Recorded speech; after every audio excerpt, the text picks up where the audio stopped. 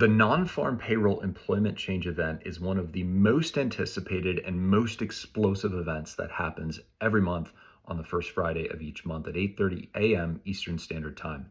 The question is, how do you trade it? Well, there are 3 steps. The first step is before you even begin, you want to sit down at your charts and you want to find a strongest currency pair and a weakest currency pair. And the reason for that is because you want to pair what happens when the event comes out. So if it's a really weak number, you want to pair that with a weak currency pair that's already wants to go down, it already wants to fall.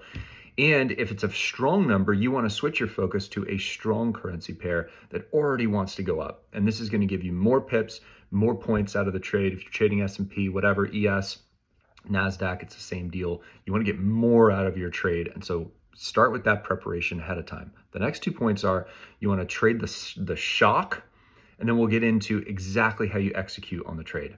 But for that, we need to go to the charts.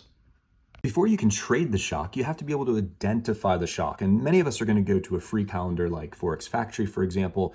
And to be honest, this calendar, while it might be good for scheduling, is really just not that good to actually help you trade this event because it just gives you one forecast number. And this does not enable you to figure out what's actually going to be a shock. So in this case, unemployment rate 4.3 and the average sort of forecast is 75,000. But what you need is a professional calendar like this, which gives you the full range of expectations, a high and low range. And what this is going to tell you is it's going to say, actually, the range in this case is 0 for the headline number, right?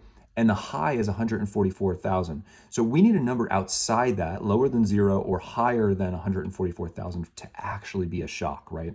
And then the other thing is you need to be able to identify that really quickly. So you need some kind of like lightning bolt or something to notify you, okay, this is actually a shock. There's a higher potential for the market to move. So you want to first identify your currency pairs, and then second you want to trade the shock. And then third is, what is the actual execution? Well, if it's a real shock, then what you should be able to do is you should be able to jump in right after the 1 minute candle or before the 1 minute candle, whenever you can assess that there's a shock.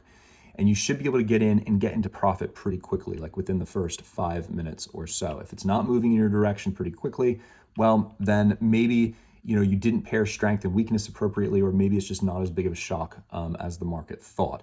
In terms of taking profit, you can use support and resistance. I love to use sort of this indicator from the options market, which tells you exactly where, if you're trading like the euro dollar, for example, this is where the market will get exhausted according to the options market. You can use that and grab all these tools at financialsource.co if you wish to do so. So that's the strategy. Hope that makes sense. I'll see you in the next video.